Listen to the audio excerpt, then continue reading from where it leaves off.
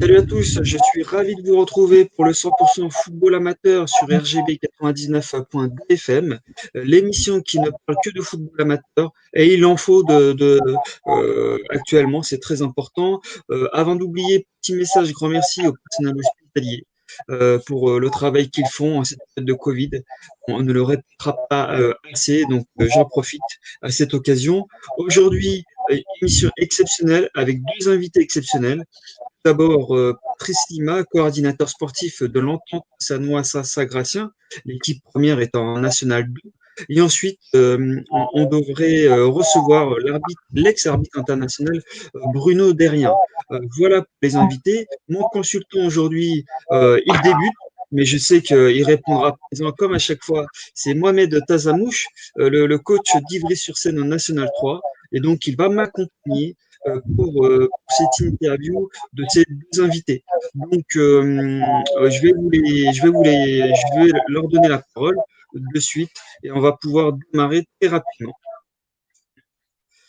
Alors, on va y arriver. Mohamed, bonjour, comment vas-tu? Bonjour Farid, oui, très bien, merci. Merci pour l'invitation. Comme tu l'as dit, une première, donc on va essayer d'être à ton niveau. Sans souci. Et Patrice Lima, comment vas-tu, Patrice? Salut Farid, super, impeccable. Donc confiné. Donc voilà, merci de m'avoir invité aussi en présence de Mohamed. Et bienvenue à toi Mohamed pour tes débuts avec Farid. Merci. Merci en tout cas, Patrice, d'avoir répondu à cette invitation. C'est jamais évident et merci du temps que tu vas nous donner sur RGB 99.2 FM. Ma première question, elle va être très simple, Patrice. Étant donné que tu es coordinateur sportif de l'Entente, comment ça se passe au sein même du club valdoisien en cette période compliquée? Bah, simplement, du fait de l'arrêt du gouvernement, on a été obligé d'arrêter le football, entre guillemets. On l'avait déjà subi l'année dernière, 2 mois et demi, pratiquement 3 mois. Donc à aujourd'hui, voilà, on avait rebâti des choses de cette nouvelle année. Maintenant, c'est vrai que le Covid fait beaucoup de mal, aussi bien pour les gamins qui font que de s'arrêter, de repartir, qui eux retournent à l'école. Quelque part, ils font un peu de sport, donc ça peut leur faire du bien aussi. Maintenant, pour le club, ça reste catastrophique. Voilà. Par rapport, Patrice, par rapport surtout à l'école de foot et aux parents, quel a été votre discours pour cette deuxième coupure? Aujourd'hui, de toute façon, on est dans un rôle de tampon, on va dire.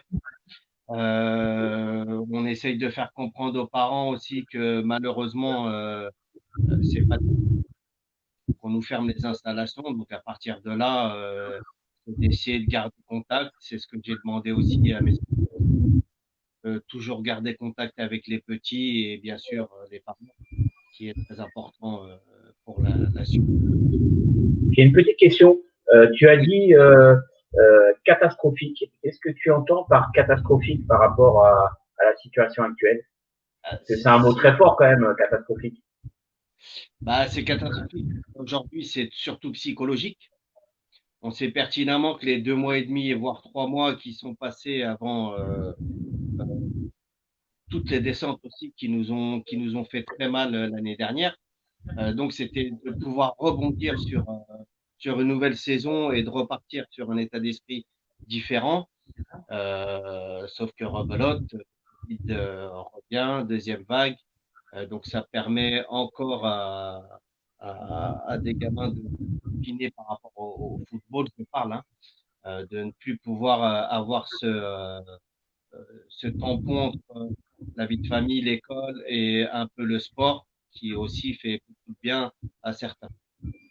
Quand tu dis, Patrice, un état d'esprit différent, et ça sous-entend que ce qui s'est passé ces derniers mois, ne correspondait pas quelque part à la formation ou à l'image de l'entente?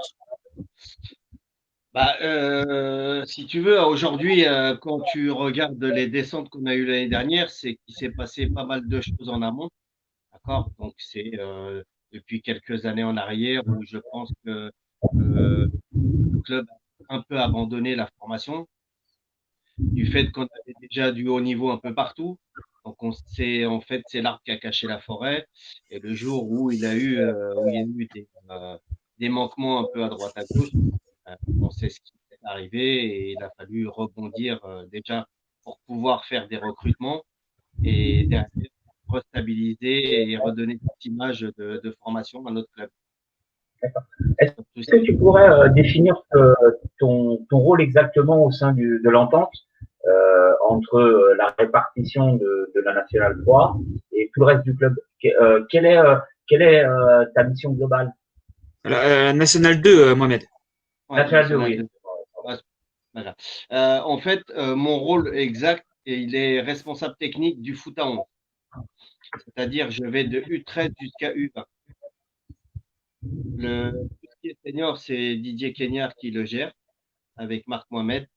Et il y a un responsable, Johan Valguer, qui est responsable de l'école de foot. Oui. On est en coordination entre tous les trois pour redonner cette philosophie de club formateur jusqu'à depuis début septembre.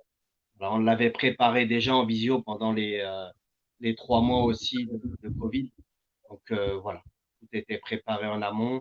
Et aujourd'hui, voilà, c'est quand je dis catastrophe, ça reste un mois, j'espère. Ça restera un mois. Je pense que de toute façon, jusqu'à l'année prochaine, on ne partira pas parce que c'est rebelote. Les préparations, il va falloir repréparer les gamins, aussi bien psychologiquement que physiquement. Donc, on a encore une partie comment je pourrais dire, euh, un recommencement, on va dire, de ce qu'on avait prévu en amont. Euh, Patrice, Pour donner, oui, d'accord, pardon. C'est vrai que on a pu voir les derniers résultats sportifs de National 2. Je trouve qu'ils ne correspondent pas aux ambitions de début de saison. Euh, Est-ce que Didier Kenner est en danger? chez tu m'entends? Oui, ça y est, oui. Ouais, j'ai pas compris ta question. Didier Kenya? Oui, je disais que National 2 connaît un début de saison compliqué qui ne correspondent pas aux ambitions de début de saison. Est-ce que Didier Kenner est-il en danger? Non, aujourd'hui, il n'est pas en danger. Aujourd'hui, on connaît Didier Kenya. C'est un entraîneur qu'on a eu, moi, que j'ai eu d'ailleurs pour la fin de ma carrière. On connaît pertinemment ses qualités humaines. C'est ce qu'il a fallu ramener, je pense, à ce club. Au-delà du résultat qui est important, bien sûr, puisque National 2, voilà, le but, c'est la victoire du club. Aujourd'hui, je pense que le club a donc jusqu'à présent, il n'y a pas lieu d'être lui-même J'ai sera pas entendu la chargé fin. de. Pardon? Non, je disais, moi, j'ai pas entendu la fin de tes propos. Je disais de lui-même, disons s'il le faut. Je pense que c'est un entraîneur, voilà, il a un petit peu à la tête, mais je pense qu'il maîtrise son sujet. Donc aujourd'hui, voilà, essayer de faire un groupe en National 2 avec beaucoup de jeunes du club. Donc voilà, et autant, c'est le temps, autant, comme on dit, à ces jeunes de s'affirmer et de pouvoir travailler sereinement. Alors, c'est pas possible D'accord. quand on se retrouve en bas de classement. Maintenant, voilà, le club a entièrement, ils ont recruté et à leur entraîneur. Patrick, je vais reprendre donc ton rôle. Donc, tu as dit que tu étais le directeur technique du foot à 11, donc jusqu'au U20. Tu parlais de quelques descentes. Oui. Quel est ton projet aujourd'hui pour redonner une dynamique au club? Est-ce que tu as quelqu'un au-dessus ou est-ce que tu as les pleins pouvoirs pour organiser cette remise à plat et redonner un nouveau souffle? Aujourd'hui, on travaille en collaboration en étroit. D'accord, un club se compose d'une école de foot qui est, pour moi, l'une des pierres angulaires d'un club. Parce qu'aujourd'hui, sans formation en école de foot, la suite ne serait pas très bonne, on va dire. Après, il y a le foot à 11 où c'est les jeunes, où là, on commence à les faire venir dans de la compète. Je pense qu'ils ont besoin de comprendre. Et derrière, voilà, on a le réseau senior où là, c'est bien. Là, on va demander des choses plus importantes en termes de résultats. Aujourd'hui, je pense que notre état d'esprit est plutôt de se dire redonner confiance aux gamins qu'on a, à nos joueurs, et de repartir sur des choses simples et de redevenir un club comme on a pu le faire il y a quelques années antérieures, de redevenir un club familial. Tout le monde puisse s'entendre, Quand tu où dis chacun amène sa revenir simple, moi j'aimerais que tu essayes de pouvoir nous aider à comprendre un petit peu la philosophie que le club veut mettre en place, dont ta partie sur le foot à 11. Ça c'est juste pour qu'on éclaircisse la situation du club. ouais. Comment, en gros, comment vous travaillez, quelles sont les grandes lignes directives? Aujourd'hui, on s'est donné une philosophie de jeu. Donc, on travaille de U13 jusqu'à senior. Voilà, on a aujourd'hui redonné des consignes, euh, pour être honnête, d'un bloc défensif costaud, parce qu'on s'est aperçu que l'année dernière, on a pris énormément de buts. On sait pertinemment aussi que les avant-centres des buteurs sont très rares, ou sont dans des clubs déjà pro. Donc, on a essayé de redonner cette philosophie de jeu et cet état d'esprit de gagne qui avait été perdu, je pense, que depuis quelques années. Aujourd'hui, ça reste plutôt de la consommation de football. Donc, c'est de redonner cet état d'esprit déjà à la base aux gamins, de bien comprendre ce que c'est la compétition. Surtout qu'ils rentrent dans des compétitions où là, il y a des classements. D'accord. Donc, C'est la vous étiez seule l'un des plus directive grands que l'on clubs. a pu donner aujourd'hui. Non, non, Pardon? vas-y, excuse-moi. Non, non, vas-y, excuse-moi, je t'ai coupé, je pensais que tu avais fini. Non, j'entends mal. Je te Tu as dit? disais, vous avez été l'un des plus grands clubs d'Île-de-France, puisque vous avez eu des 17 nationaux, des 19 nationaux. Vous aviez un club en national. Aujourd'hui, donc, vous essayez de reconstruire un nouvel état d'esprit, si j'ai bien compris, redonner confiance à un club. Euh, quelles sont Ouais. les priorités? Est-ce qu'aujourd'hui, c'est d'avoir des 17 nationaux? Est-ce que c'est d'avoir des 19? Est-ce que c'est d'avoir une équipe en nationale? Ou est-ce que c'est déjà, comme tu l'as dit, la priorité, c'est l'école de foot. Et si on part de l'école de foot, ça veut dire que le projet il doit étaler sur au moins 10 ans. Donc, quelle est aujourd'hui, à court terme, l'ambition du club?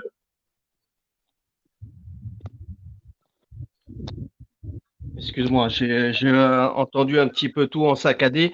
Euh, alors, aujourd'hui, oui, on a refondu l'école de foot car on s'est aperçu qu'il y avait de gros manquements là-dessus sur la formation pour que ensuite on puisse travailler sereinement sur du foot à 11.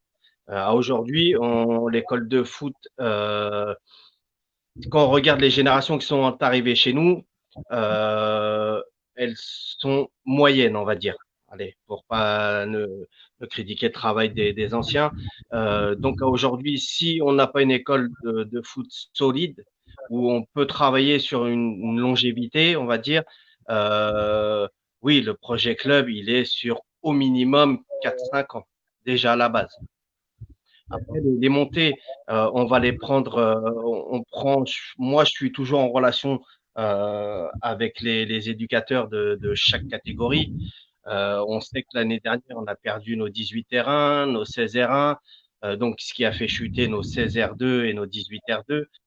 À aujourd'hui, on va essayer pour cette saison d'essayer de renouer avec la victoire pour remonter en R1 et de travailler sur un travail différent l'année d'après sur les deuxièmes équipes. Donc à aujourd'hui, notre priorité, c'est d'essayer de retrouver nos niveaux tout de suite, justement pour pouvoir aussi prétendre à recruter des joueurs de plus haut niveau et d'être serein sur une longévité de projet. Voilà. La Nationale 2, il n'y a pas d'objectif réel pour monter en national. Maintenant, vu les résultats, on va plutôt essayer de se contenter de rester sur un milieu de tableau et de surtout ne pas descendre, du fait que ça reste la vitrine du club. Donc La réserve. Voilà, on est sur... Pardon? Non, excuse-moi, je t'ai coupé, Patrice, pour la réserve de l'Entente, donc qui est aujourd'hui en Régional 3. Pareil, début de saison compliqué. Comment travaille le coach Gervais avec le coach Kenya? Attends, je me rapproche, excuse-moi, parce que j'entends très mal. C'est bien, mais c'est dur. Tu me disais sur la Nationale 2? Non, je disais que la Régionale 3, également la réserve, connaissait un début de saison compliqué. Je voulais savoir quelle était la relation entre les deux coachs, entre le coach Gervais et le coach Kenya. Entre Kenya Gervais? C'est ça que tu m'as dit? Oui, le coach de la réserve et le coach de la nationale, Kenya. Aujourd'hui, de toute façon, nos relations sont plutôt très bonnes. On se rencontre souvent, voire tous les jours sur les terrains ou au siège du club.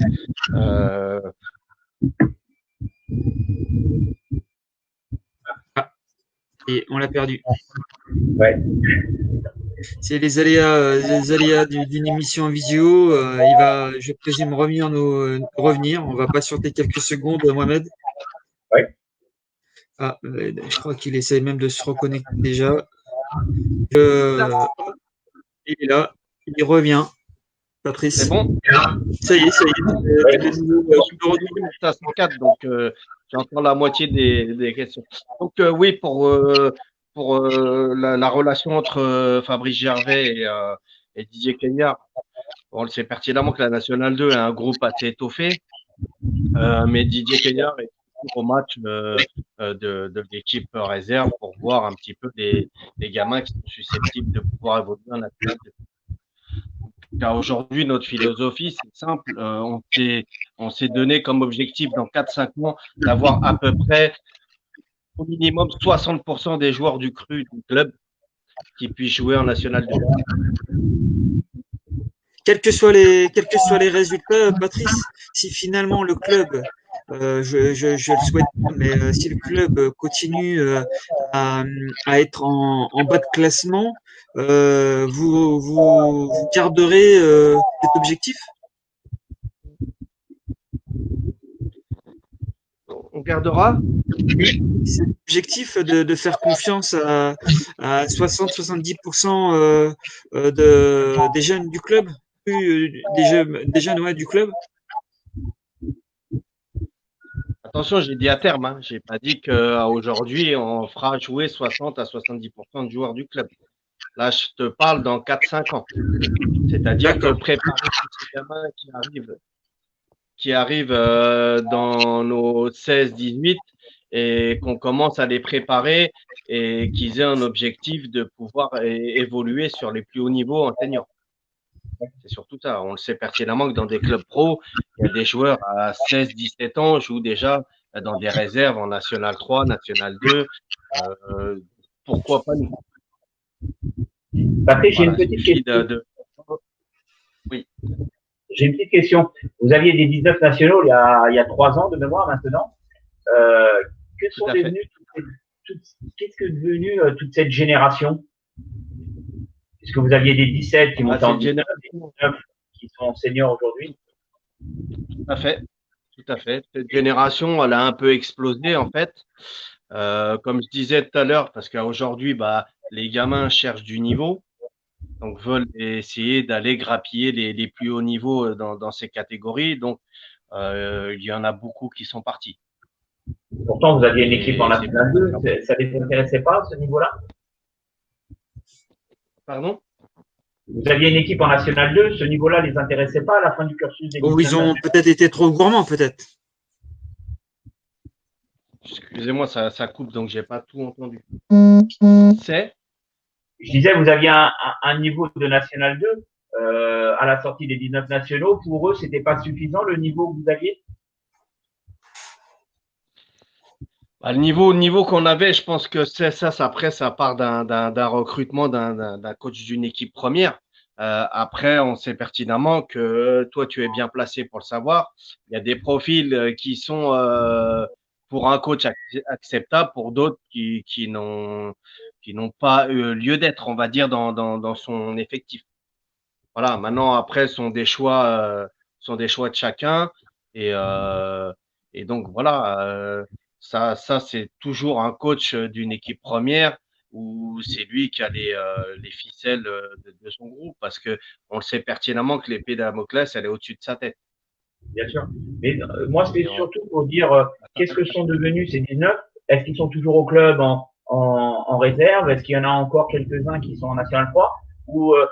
Parce que souvent dans les clubs, des clubs qui ont des 19 nationaux, les jeunes, cette catégorie-là explose derrière parce qu'ils sont trop impatients. Aujourd'hui, oui, il y a quelques joueurs qui sont restés, qui sont maintenant qui évoluent en National 2. Mais je te dis, la plupart sont partis dans des clubs qui ont évolué, comme Chambly, comme d'autres clubs comme Bobigny, Drancy, tout ça, des clubs qui sont restés à cette vocation compétition. Aujourd'hui, nous, on essaye de redevenir le club qui était d'antan, surtout un club formateur, justement pour avoir tous ces gamins du club qui puissent rester à la maison et qu'on puisse créer cette osmose en National 2. Et aujourd'hui, c'est l'une des priorités, je pense, du club.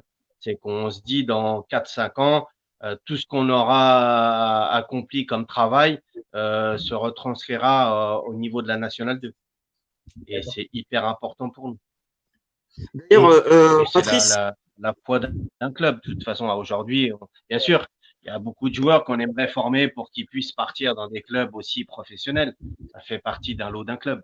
Maintenant, voilà, on essaye de générer des groupes de génération qui soient fortes quand elles arrivent dans la compète. Et ça part de l'école de foot. Patrice, au vu de ton parcours, on le sait tous, tu es passé par de nombreux clubs, et notamment par. Ah bah, il a disparu. Bon, c'est une question sur le Racing, un concurrent direct, Mohamed. J'espère qu'il va revenir. Il y a Bruno qui nous attend, hein, l'ex-arbitre international français. Donc, juste après Patrice, on parlera de l'arbitrage. On va essayer de terminer par une ou deux questions avec Patrice. Je vais essayer de sortir de chez moi parce que là, j'entends rien. Parce que vos questions sont 4, donc j'entends pas tout. Vous m'entendez là? Encore une ou deux questions, Patrice, et après je te libère. Tu es passé par de nombreux clubs. Je ne sais pas si tu m'entends. J'ai pas compris. Est-ce que tu m'entends là? Ouais, je t'entends. Donc, tu es passé par de nombreux clubs et notamment par le Racing, qui est actuellement invaincu et leader de National 3. Ouais. Est-ce que, est-ce que tu regardes encore leurs résultats? Est-ce que tu es resté en contact avec ce club? Je t'entends mal. J'ai compris que pour le Racing, si j'étais toujours en contact avec le Racing, c'est ça? Oui, oui. Alors, pour te donner un ordre d'idée, oui, j'ai passé une grande partie de ma carrière au Racing. J'ai commencé même au Matra à l'époque. Aujourd'hui, je pense que le Racing aussi a subi des gros changements parce que ça a été un très très grand club de formation qui lui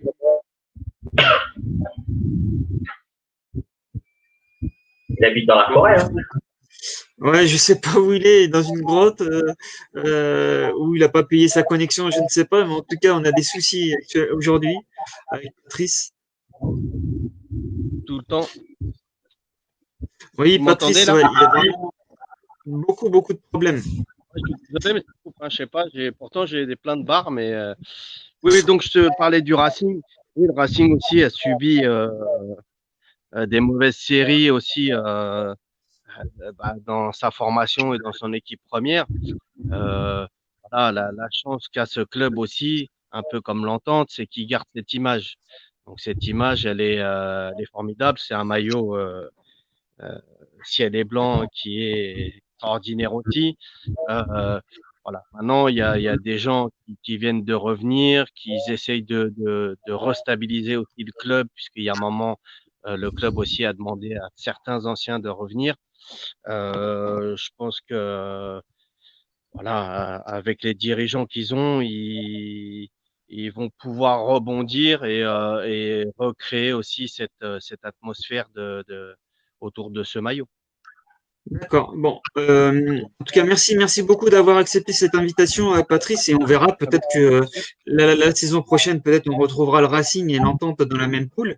On verra. Et qui sait, peut-être avec Ivry, hein, ce que je souhaite à mon ami Mohamed. Et Avec donc, grand Si c'est vrai, ça sera pas le Racing. ah bon, on verra. Bon, en tout cas, merci Patrice bah, c'est moi qui vous pour ta disponibilité. Et puis bah, à très bientôt sur les ondes RGB 99.2 FM. avec grand plaisir. Merci Et puis bon Patrice. courage à toi, Mohamed, pour ta suite. Et on C'est croise gentil, les et puis doigts au pour tout plaisir le monde. C'est gentil, et puis au plaisir de se croiser, comme on ne se connaissait pas, ça permettra la prochaine Tout à fois de fait. se croiser sur un terrain, de mettre un visage. Avec grand plaisir. En tout cas, bon Merci. courage à vous. Et si à besoin, Farid, tu sais où je suis.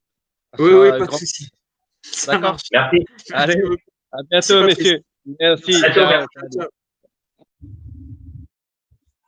Ciao.